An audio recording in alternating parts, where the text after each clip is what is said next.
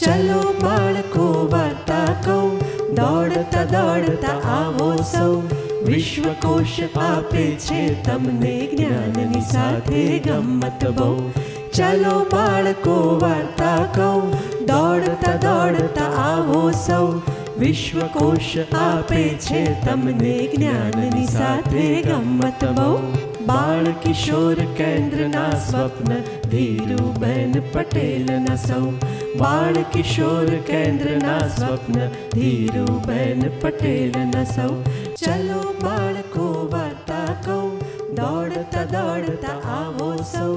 વિશ્વકોશ આપે છે તમને જ્ઞાનની સાથે ગમ્મત બહુ.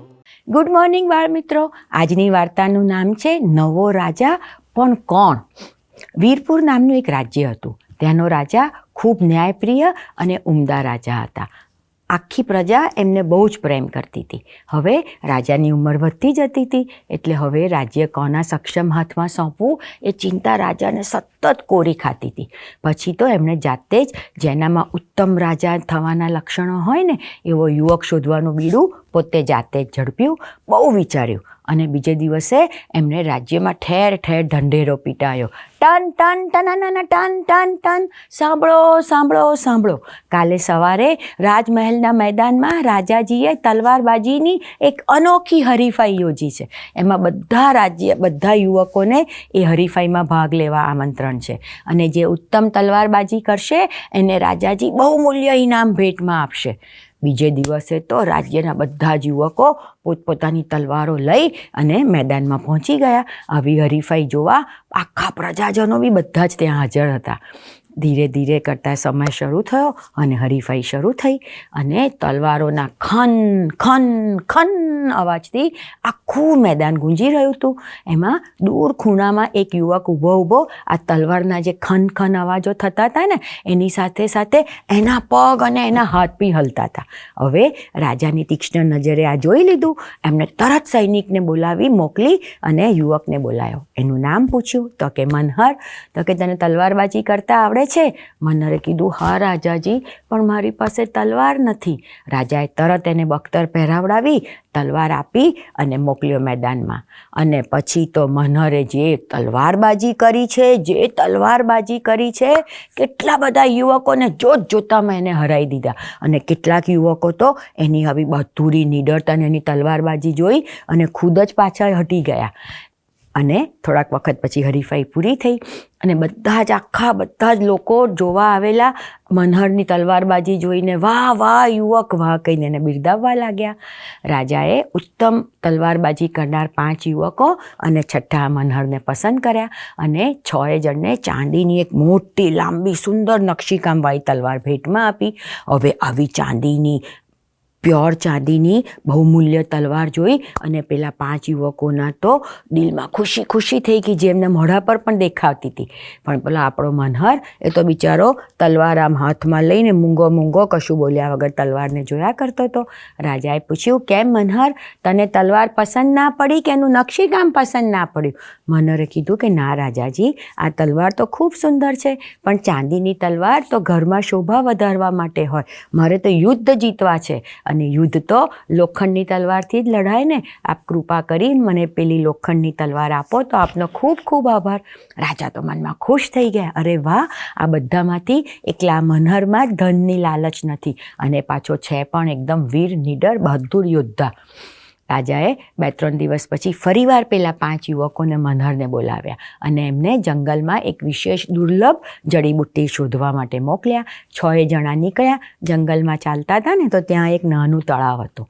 તળાવમાં પાણી તો બહુ હતું નહીં, પણ ત્યાં આગળ કાદવ બહુ હતો અને આ કાદવમાં એક બળદગાડું એના બળદો સાથે ત્યાં ફસાઈ ગયું હતું.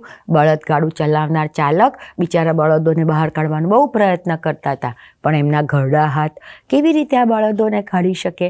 એટલે એમણે પેલા 5 યુવકોને મદદ માટે બોલાયા. એ ભાઈ આવો ને, મને મદદ કરો ને. એટલે તરત પેલા 5 જણ બોલી ઉઠ્યા, અરે જાઓ, અમારી પાસે કે તમારે માટે સમય નથી. અમે તો રાજાએ સોંપેલું વિશિષ્ટ કામ કરવા જઈ રહ્યા છે અને આ કાદવમાં ખૂંપીએ ને જઈએ તો અમે બી ખૂંપી જઈએ. અમે તો આ ચાલ્યા એમ કહી જા કહીને એનો તિરસ્કાર કરીને આગળ ચાલવા મળ્યા.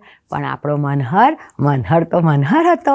એ વિચારમાં પડ્યો કે અરે રે, હું તો હટ્ટો કટ્ટો યુવાન છું, અને જો હું આ બળદોને બહાર કાઢવામાં મદદ નહીં કરું તો આ કાકાની મદદ કોણ કરશે? એને તો એમ વિચારી અને પોતાની મોજડી કાઢી બાજુ પર અને સીધો ઉતર્યો કાદવમાં. અને પછી તો એને પોતાની પૂરેપૂરી તાકાત અજમાઈ દીધી અને બળદોના પગ કાદવમાંથી બહાર કાઢે, થોડાક આગળ એમને ધકેલે. એમ કરતાં 2 કલાકની મહેનત બાદ મનહરે બળદગાડાને અને બળદોને કાદવમાંથી બહાર કાઢ્યા. પેલો બળદગાડાનો ચાલક તો એટલો ખુશ થઈ ગયો, એને કંઈક આપવા માટે પોતાના ખિસ્સામાં હાથ નાખવા ગયા ને એટલે મનહરે કીધું, ના કાકા ના, આ બળદોના મોઢા પરની ખુશી અને તમારા મોઢા પરનું સ્મિત એ જ મારે માટે તો મોટું ઇનામ છે. ચાલો ચાલો, હું મારા કામે આગળ વધું. એ રામ રામ કરીને તો આગળ ચાલવા લાગ્યો. અને એટલામાં પેલા બળદગાડાના ચાલકે પોતાના માથે બાંધેલું ફાળ્યું છોડ્યું અને બોલ્યા, વાહ મનહર, વાહ, શાબાશ મનહર, મને મારા રાજ્યનો ભાવિ રાજા મળી ગયો છે. મનહર એકદમ ઊભો રહી ગયો, પાછું વળીને જોયું, અફો જ બની ગયો, આંખો ચોળવા લાગ્યો. એ બળદગાડાનો ચાલક બીજું કોઈ નહીં, કોણ હતું? રાજાજી ખુદ પોતે. મનહર તો એકદમ એમના પગમાં પડી ગયો, રાજાજી મને માફ કરો, મેં આપને ઓળખ્યા નહીં. રાજાએ કીધું કે મનહર, ઊભો થા, તારામાં ઉત્તમ રાજા થવાના બધા જ ગુણો છે. તું ઉત્તમ બહાદુર નીડર યોદ્ધા તો છું જ, પણ સાથે સાથે તારા દિલમાં માણસો માટે અને મૂક પશુઓ માટે પણ અપાર પ્રેમ અને કરુણા છે. રાજા મનહરથી ખુશ હતા. બીજે દિવસે સવારે એમને રાજસભા બોલાવી અને પોતાના ભાવિ રાજા તરીકે મનહરને જાહેર કરી દીધો. અને થોડાક વર્ષો પછી રાજગાદી અને રાજ્યનો કારભાર મનહરને સોંપીને પોતે નિશ્ચિંત થઈ ગયા. પ્રજાજનો બી પોતાને આવો ઉમદા રાજા મળ્યો એટલે પ્રજાજનો પણ ખુશ હતા. ખાધું પીધું ને મજા કરી. એક દિવસ ઉંદરને થયું કે સિંહને હું લલકારું. રસ્તામાં જો મળી જાય તો ખેંચીને થપ્પડ મારું. પૂંછ મૂછને ટટાર કરવા ચોપડ્યું ફેવિકોલ. પૂંછ મૂછને ટટાર કરવા ચોપડ્યું ફેવિકોલ. મસલ્સને પણ ખૂબ ફૂલાવ્યા, સિંહનો કરવા ગોલ. મસલ્સને પણ ખૂબ ફૂલાવ્યા, સિંહનો કરવા ગોલ. સિંહની ગુફાની પાસે જઈને મોટી પાડી રાડ. સિંહની ગુફાની પાસે જઈને મોટી પાડી રાડ. રાડ તો નીકળી મ્યુટ મોડ પર. રાડ તો નીકળી મ્યુટ મોડ પર ચડવા માંડી ટાળ. નર્વસનેસમાં ઉંદરને પોતાને આવી છીંક. આછી! નર્વસનેસમાં ઉંદરને પોતાને આવી છીંક. અવાજ છીંકનો સાંભળતા એ ભયને લાગી બીક. અવાજ છીંકનો સાંભળતા એ ભયને લાગી બીક. પૂંછ મૂછ તો થઈ ગઈ નીચી. પૂંછ મૂછ તો થઈ ગઈ નીચી. ચક્કર આવવા લાગ્યા. જીવને ખિસ્સામાં મૂકીને ઉંદરભાઈ તો ભાગ્યા. જીવને ખિસ્સામાં મૂકીને ઉંદરભાઈ તો ભાગ્યા.